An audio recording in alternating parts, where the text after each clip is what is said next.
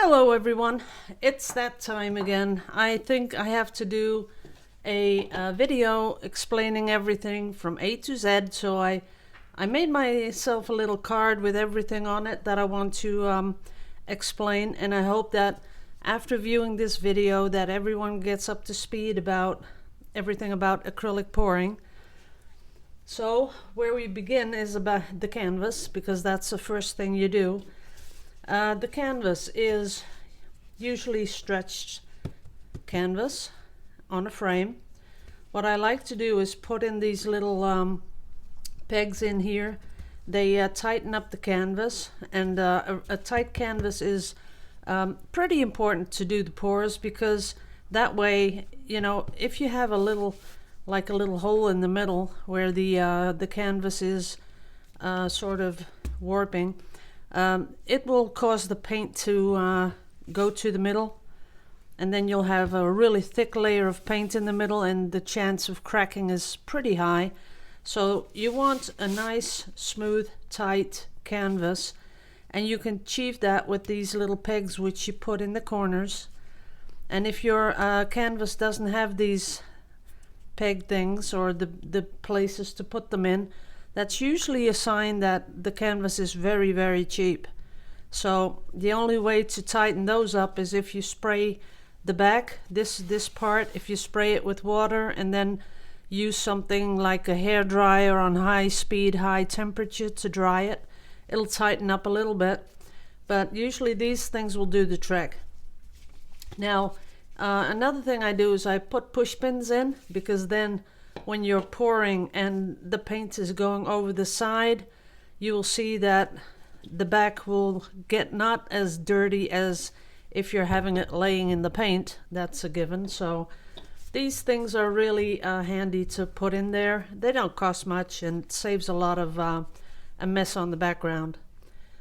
Now, another thing that I get a lot of questions about is about if I gesso my canvases. And as you can see here, this is the bare canvas, and you can see the difference between the two. So this is already gessoed, and because these aren't top-notch canvases, but they are certainly not the bottom, so they have a nice gessoed layer, so I don't have to do anything with them. All I do is unpackage. I put in the little pegs, put in the little pins, push pins, and then I'm ready to go. So that's it. That's what I pour on. Now, that's about preparing the canvas. Now we come to our basic thing, that is pouring the acrylic paint. Now here's the thing, and now it gets really, really big, because you have like 6 million things to do if you really want to, and I'm not exaggerating. You could do this like many different ways, but the first thing that is good to do is choose your paint.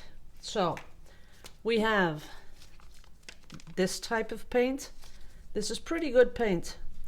This is high pigmented, and it's really good paint. You have your Liquitex Basics, good paint. You have tube paint. This is extra fine quality acrylics. This is more the professional. You could also just, you know, do paintings with this, but also good for pouring. You have this is a sort of a student studio quality. This is a less pigmented, it's less expensive, but absolutely does the trick, because it's really fine paint to use. You can use high-end fluid. This is golden fluid, and this is not the high flow acrylic, but just fluid acrylic. So this is also very good. Then of course we have the Vallejo, which I sort of think this is pretty much the same quality, and as you can see, pretty much the same everything. Has the same caps on it, that's for sure. So these are fluids. Oh, and I've almost forgot Reeves. Reeves has tube paint too. Now I'd like to put them in 3 categories. You have, this is all one category because it's thicker paint. It's about, you know, when you push it out of the tube or bottle, it'll stay in form. So as you push it out, it's sort of like toothpaste, you know, it'll keep that the shape that you push it out. So that is one sort of paint. Then the other one is the fluid acrylics, because it's in a bottle and it's fluid. And then you have inks. So you have acrylic ink and acrylic high flow from Golden's. They're pretty much, I put those with the inks because they're so thin. Now, the first thing you do is you have to decide which paint are you going to go for, because it's important. And if you have a lot of money, you can choose any one you want, because you can just go from one to the other and do whatever you want. But what I'm talking about now is people just, you know, sort of getting lost in this whole paint pouring thing, or people that are just starting or just want to, you know, try it out. The first thing you do, choose your paint. So that's important. Now, after you've chosen your paint, you go to choosing your medium. Because as we know, when we're pouring acrylics, you have to have a medium to make that paint come off the stick like honey. And that's very important. Here I have one, and I've already mixed it up. And as you can see, when I hold it down, it comes off the stick just like honey. And you can really see it come down here. See that? It's one continuous stream, and there's no big chunks coming off. There's no drops coming off.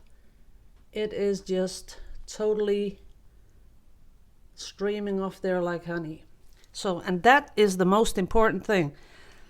That's where your acrylic pouring sells and works like you want it to. It all has to do with the thickness of the paint. So no matter what you choose, when you're mixing, you want to achieve that honey consistency. That's the most important thing. I just don't know how to stress this more than I am, but you know, getting the results or failing all has to do with the consistency of the paint. Now, if you can see what I'm doing, and you see that there is no drops. Can you see that? No matter how long I hold up this stick, there is no drops. It's just coming off there in one continuous stream, and that is really what we want. Also, we don't want those little chunky things coming off, because that's a sign that your paint is too thick. So you have to really give this a lot of time, and you have to adjust, just as long as you get this nice and flowing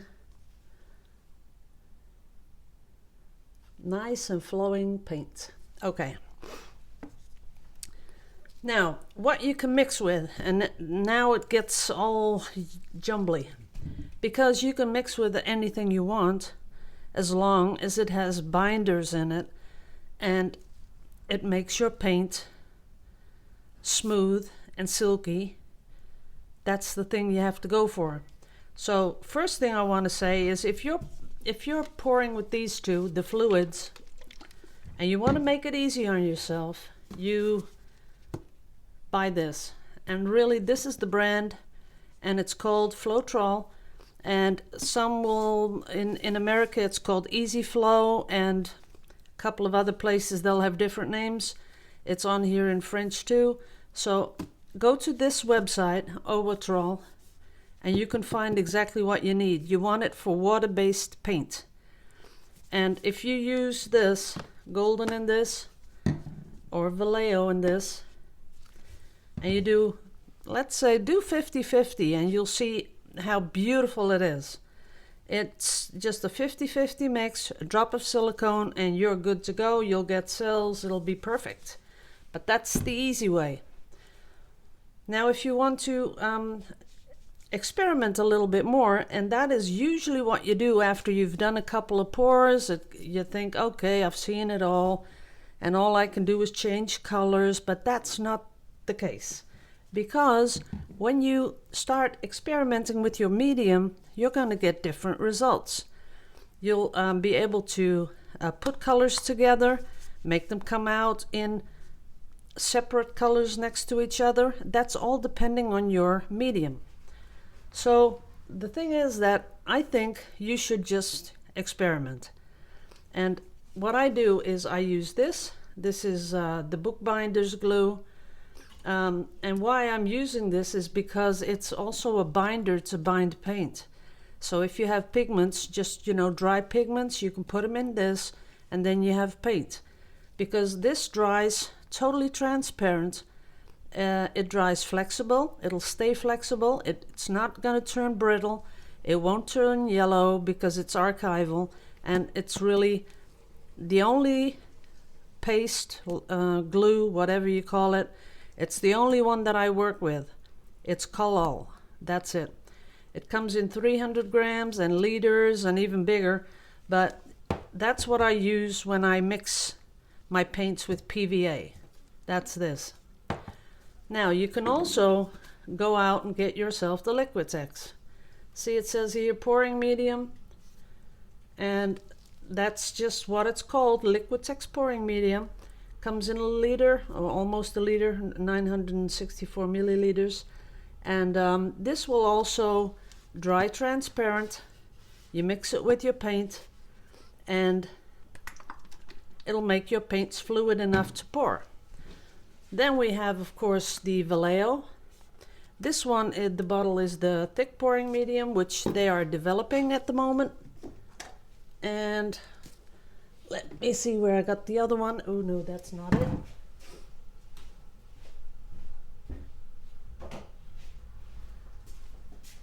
This is the old recipe that we are still using up to today. This is just normal pouring medium, and as you can see, it's really fluid. And what I use it for everything that comes in tubes and jars because it's nice and fluid, so I don't have to use too much water. Now you can put anything in that mix, and that's what I usually do. Sometimes I like to mix up a new recipe, and I use polymer medium also because it's nice and thin, and it goes good with all the other things that I use. Let's see if I'm getting everything because I really want to cover everything.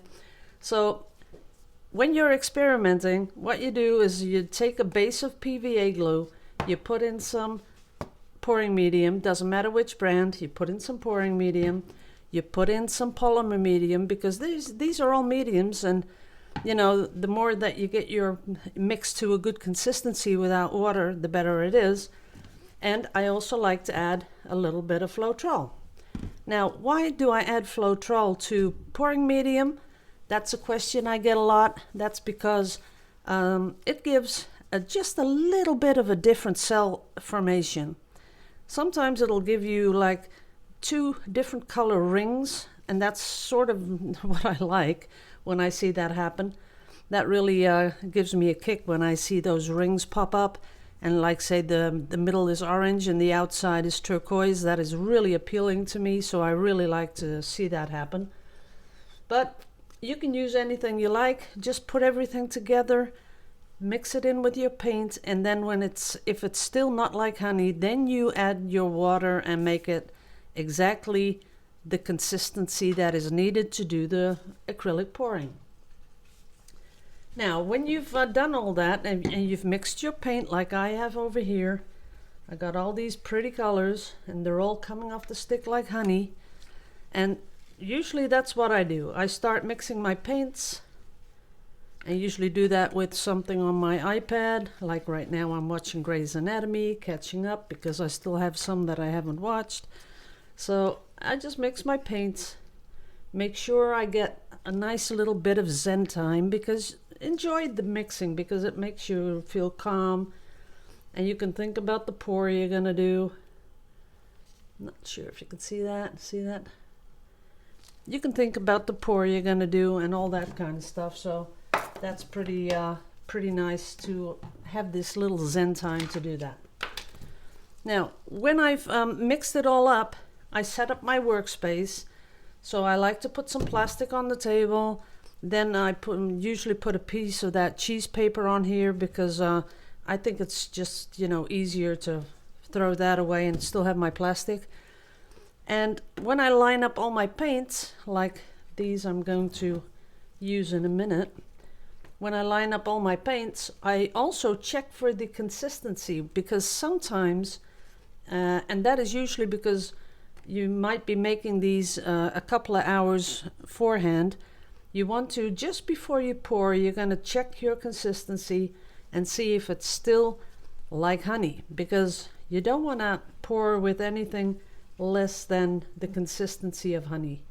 Now I can see this one is a little bit thickened up a little bit, so I would add a little bit of water, make sure everything is ready, and then we add the silicone.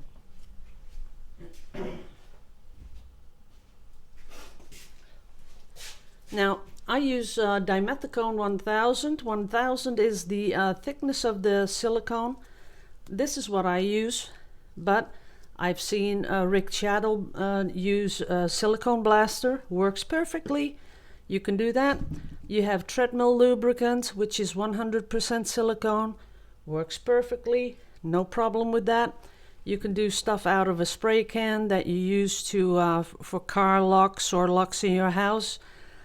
I don't really want to say use that, because there's a lot of additives in that silicone, because it's used for locks and stuff like that, and hinges and all that kind of stuff. And you're going to be using some sort of a heat source on it. So that's something that I don't really like to say, you know, just use it. But if you have nothing else and you have a good ventilated studio, it's okay to use it. And even better would be do it outside, but or with a respirator on or something like that. But okay, it's up to you. Always be safe when you're doing this.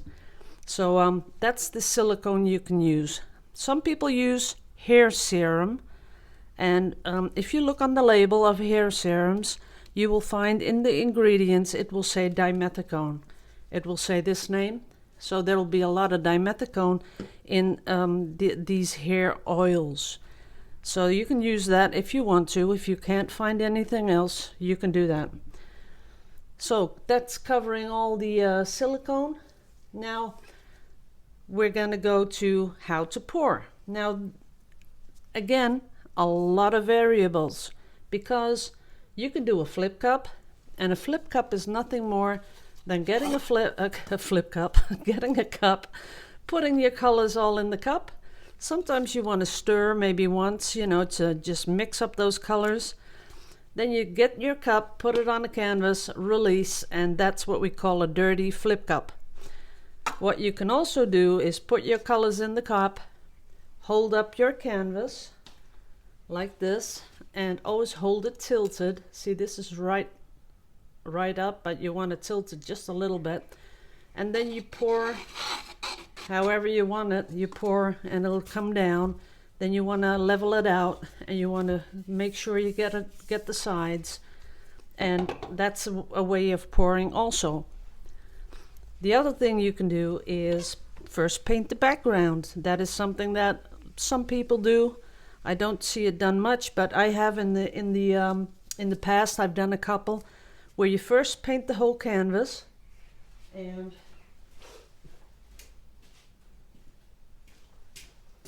like this one. See, I just painted it because I'm gonna be doing a little test with PVA in a bit on this one. But you can paint your background, and if you don't like those stripy things because you want to leave a lot of negative space, you'll have to come over it again with another layer, 2 or 3, and then you'll have a totally opaque background. So that's what you can do. Then you can pour on it, like say we pour on this one. What you can do is take a really tiny cup, like these sort of cups. You can put your colors in, and then you can just go over it like that.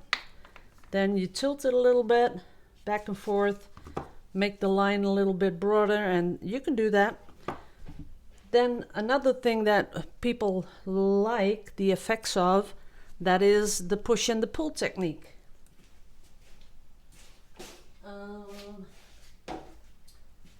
Now, this is a push and pull technique, as you can see here. Let me get you in a little closer because it's a small one. There it is. Now, how to do this is really easy, because what you do is you get a little cup like this, or a bigger one if you're doing a bigger one, but you put your colors in here, and this time you do want to give it a little swirl so all the colors are mixed up. Then you put all the white on your canvas, then you put your cup here, you pour a little bit more of the white behind the cup, and you hold it like this, so a little bit tilted, then you push up and you pull it down. And while you're pulling down, you do that, you open it up a little. So you don't push and pull, you know, flat, because that won't work. You have it here, you put here white behind the cup, you push it up and pull it down, and while you're pulling down, you release the paint. Now, it's important that when you push, you pull it immediately back down, because you want the gravity to fold that white over your colors. And when you do that, so when you push up, you pull down, you level out, and then you make it move all the ways you want it to move.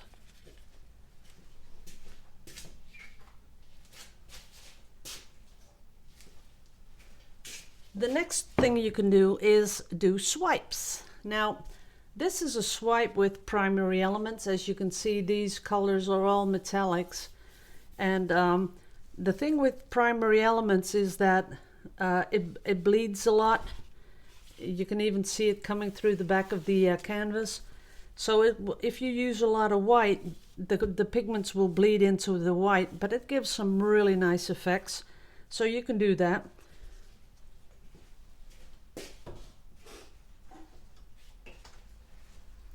This is the one where I just did the background, a lot of blues. I didn't like the pour, so what I did is I put a whole line of white down here, and then with a palette knife I swiped it up, and this is what I got. That is also a way to do it. This is what we call a swipe, and I put a little glitter on there, but you can almost, oh yeah, you can see it here, a little bit there, little bit up here.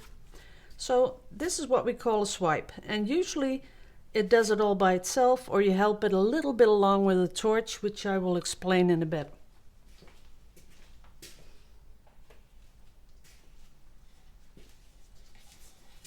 Now this one is also a swipe, and I swipe, this is a swipe with two colors. So what you do is you put one color here, a white goes up, and the turquoise color comes down, and then you get like two opposite colors on your canvas, and it sort of mingles and does its thing. So this is also swiping, and this is done on a piece of I think it's MDF. Oops, makes my camera go flickery. So this is just MDF, and you see it works. So whatever you choose, it works.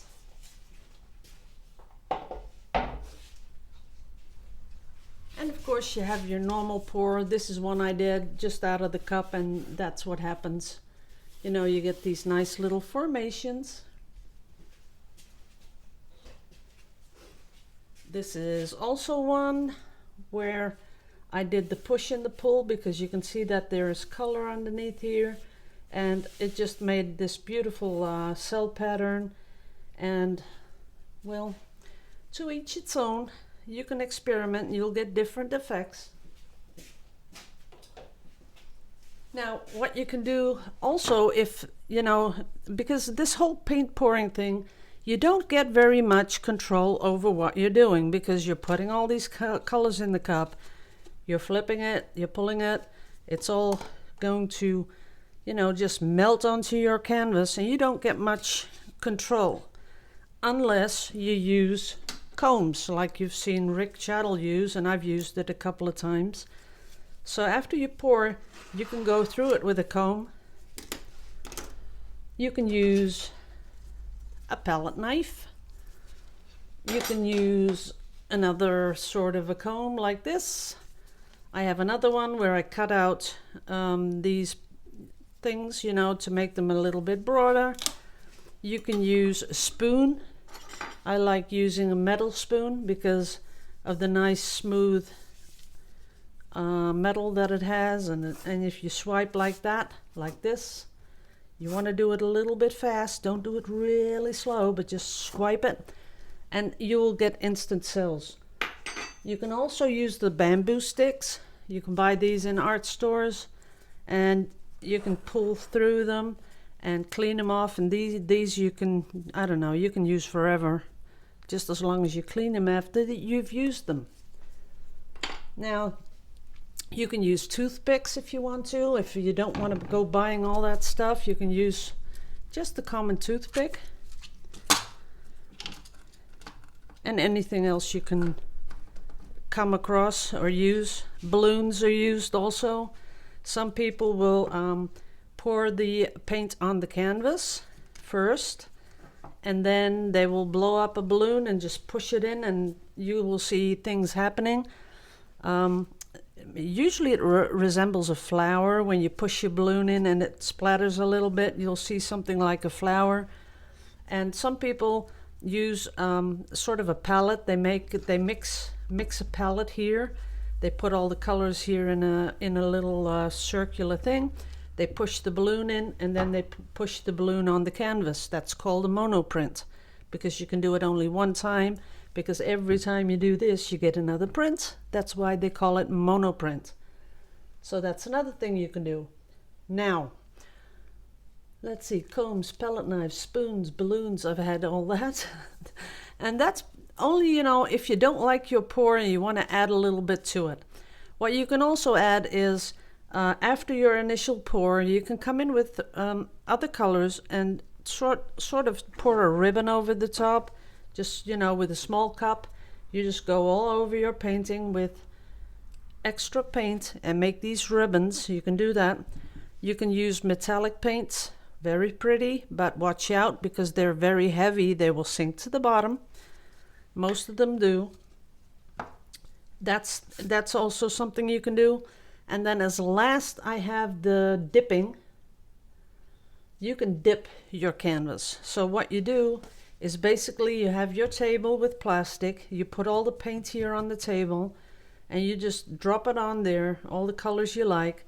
Then you take your painting and you press it into the paint and press it down, because you don't want any air bubbles under here, because then you'll get a white space. So you press it down like that, and then you flip it up, and you will see a really pretty pattern. I have a couple of videos on that way back in the beginning. So that's another thing to do. Now, about the cells, because we're all crazy about the cells, right? Well, making cells, you need something that resembles this. I just cleaned it, as you can see. It still works. What it is a chef's torch. You use it for making the creme brulee thing. You put the sugar on top and you burn the sugar with this.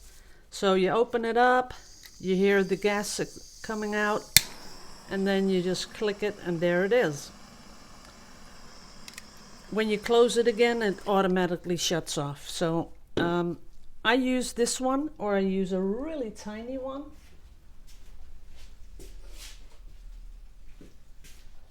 This is the really tiny one, and you can buy these on eBay. If you put in a creme brulee torch, you'll find them.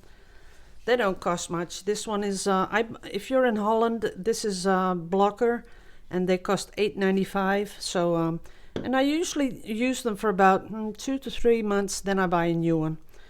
So, tiny ones. This one came from the Action. I think it was two euros. And this one, like I said, $8.95. What you don't want to do is, and I'll show you like this. So say you have your canvas. I'll show you on the side so you can really determine it. Don't come this close. This is way too close. You don't want to do that. See how close this is? Then you're going to burn your paint. You don't have to burn your paint. And that's where a lot of people, you know, who are who always say, you know, that's dangerous and there are fumes and you're doing this, and it's, whenever you have an idea you're doing something that you shouldn't be doing, stop, because that's not good. making acrylic pouring things should be a fun thing to do. And if you have a feeling that you're doing something that isn't healthy, you should stop and get information.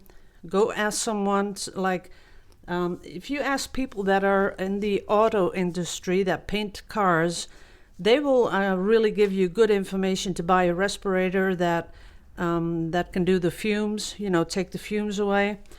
Do that. Anytime you think you're doing something unhealthy, you just stop and go and get information. Not on Facebook, not on internet. Go to your doctor, go to some store that, really knows what they're talking about. Because there's a lot of people online in Facebook groups and on YouTube channels that think they know everything, but they really don't. And I know that sounds a bit posh, I don't know how you call it, but everyone has something to say about it, and really, almost no one really knows exactly what they're talking about. The thing is that why I changed to this dimethicone, this is non-toxic, absolutely non-toxic. The point where it will burst into flames is like, I don't know, so high, something like 300 degrees. So this is why I chose it, because it has no additives. This is stuff we put on our skin on a daily basis. We put it in our hair. We eat this stuff because it's also an anti-frothing agent that they put in deep fry oils to make the oil not, bubble so much. So you're eating this, you're putting it on your skin, you're putting it in your hair, you're putting it almost everywhere. Yeah, even the personal lube stuff is made out of this because it is non-toxic. And as soon as you go to those spray cans where you buy that in a sort of a car shop, there are additives in there that we don't know how it will react when you put a torch on them. So that's why I like to avoid the sprays, and I like to use this one. But I will use a spray sometimes, just to mix it up a little. But then I'll always be careful not to burn the paint. Now, you don't need to burn the paint, you just need to warm it up. And in previous videos, I have put paint on my gloved hand and just torched my hand to show you that it's not about burning, it's more about warming it up. So if my hand can take it, I'm talking about a temperature of 45 Fahrenheit. Let's see, Celsius, sorry about that, we have Celsius. So 45 Celsius, because I can just do that on my hand without getting burned, because you have to keep moving this thing. If you don't want to move it, then you have to be like this far away. Can you see the distance? Let me get you something for comparison, because this is important.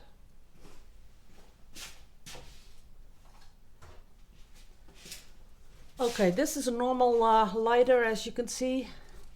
Normal lighter. Then this is the distance, that much.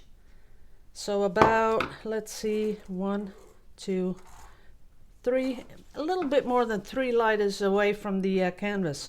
Now if you hold it still long enough, the warmth will hit the canvas and you'll get those cells, because you're doing it like this, right? From up top. You're not doing it like this because your paint will fall off. Sorry about that. So you're holding it up like this. The distance is like 3 lighters high. I don't know how high a lighter is, but I'm sure you can figure that out. And if you hold it still, the warmth will come down eventually and you'll see those cells starting to spread. What I rather do, and I really, that's how I usually do it, is just move it over the canvas, or come in close and do one band like that. Just come in and do whiz, if you know what I mean. So you got all the paint there, just go zip, or move and do the whole painting. You can do that, just do it like that. But what you don't do, if you see one bubble in the paint because of the warmth of the torch, you're overheating the paint. Don't do that because it's not good. So never get bubbles in your paint when you're torching, because that's the sign that you're doing it too much. Rick uses I think it's a paint stripper he has. You can try, but it also blows air, so it'll move the paint a little bit. Some people ask if they can do it with a hair dryer. Of course you can try, but you're moving air, so you're going to be moving paint, but maybe that's something that you really like, who knows. You can do it with a heat tool, embossing tool, you can do that. I've tried that. It works, but also air comes out, so you'll be moving the paint a little bit. You can try anything that produces warmth, so just go ahead and try stuff out, because even though I don't do it, you might come up with some amazing effect that, you know, just blows you away, so why not experiment? Now, that was that one. Now we have the drying of the paint. Now this is one also that is important, because I've had people ask me, you know, why do my paintings crack? So there are a couple of reasons for paintings to crack. Number one is that the paint is way too thick. So you got too much paint on your canvas.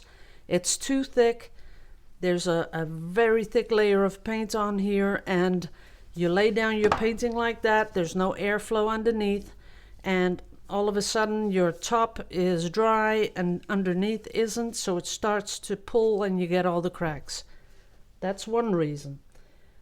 When you're mixing brands together and you have the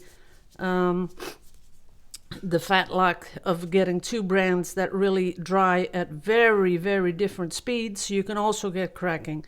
Some people use a lot of white, so what do? They go and buy a really cheap white because they use it so much, and then they use better quality other colors, and you will have that the better quality dries at one speed, the white dries at another speed, and then you get cracking. So that's another thing. There are some people that live in places where the humidity is so low because it's always so warm, so that you have such low humidity that when you let your painting dry, the top is going to be really fast drying and the bottom isn't, and that causes cracks also. And what you absolutely have to do is elevate your canvas, because you have to have airflow going underneath also. It's not only about the top, it's about the air that can go underneath, and make sure that everything is nicely drying, right? Then of course we get to the part where everything is dry and it's gone all dull, because a lot of people say, oh, I love my pour when I pour it, but when it's dry, it's dull, it's not shiny, and I don't like it as much as when I poured it. But guys, that's the deal. Unless you put a lot of gloss medium in the mix, it's gonna dry dull, and that's just what happens. So then you get some varnish and you varnish it, and you will get the nice and shiny effect that you like. Now there's one but, a really big but, and that is when you've mixed your paints with PVA, because that's what I'm going to show on this canvas. This is dry now, so let me get my little thingy. The thing is that when you have PVA in your mix, if you want to make some crackle paint, all you have to do is get the base color, put this stuff, PVA glue, all over it in a nice big, let's see if I got it. No, I'll do that later. I'll show it in another video, because it's going to get messy. So what you do is have a base color, you put PVA glue over it. Then when that's dry, you come in with your second color, which is of course lighter or darker than this one, and you do one direction paint over it. So you have this color, you put PVA on it, you let it dry, and you brush on another color in one direction. You can't do 2 or 3 directions, only one direction. Then when it dries, it cracks. So this is important. When you're using PVA in your paints for pouring, you have to watch out which varnish you're going to use, because some of those varnishes will crack. And it's just, that's just it. That's going to happen. So what I'd like to say is, make some little test things on little old canvases or ones you don't like. Make some tests and then test out your varnish. I would also suggest that you buy small containers of varnish and go test and just find out which varnish works best for you.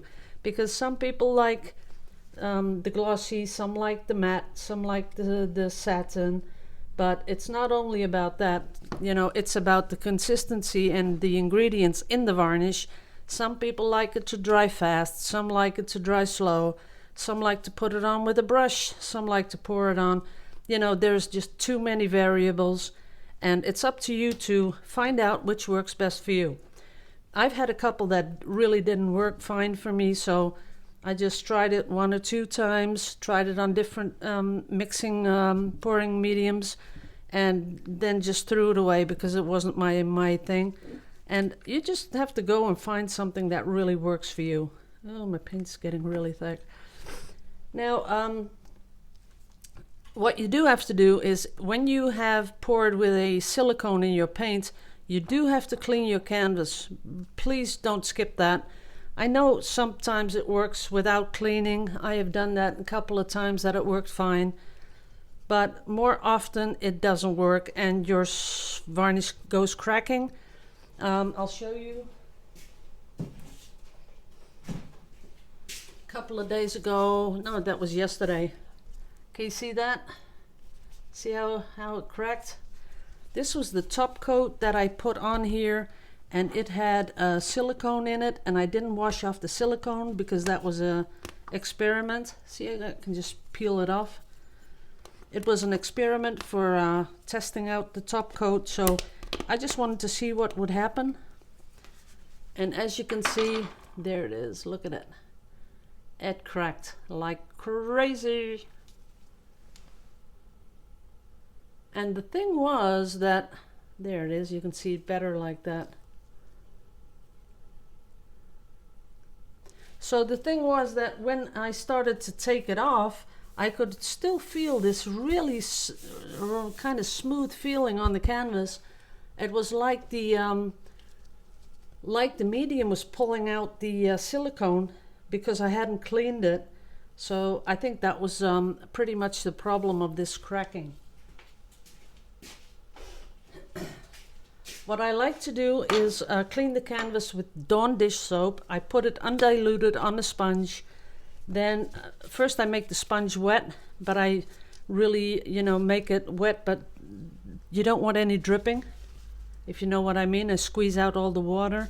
Then I put the Dawn dish soap on, undiluted, and I do circular motions all over the canvas. Do the sides, never forget the sides. Then I rinse it under the tap. I clean my sponge and do the same thing again. Put on new Dawn dish soap, undiluted, and start rubbing it in. Sometimes I'll leave it, just let it, pull or get in there, do its thing, a couple of minutes. Then I put it under the tap again, rinse it off, take the sponge again, and for the third time, circular motions, run it under the tap, then dry it with paper, and then I let the canvas dry again for 2 weeks. And then I come in with my varnish. So first thing is at least 3 weeks for your painting to dry and cure.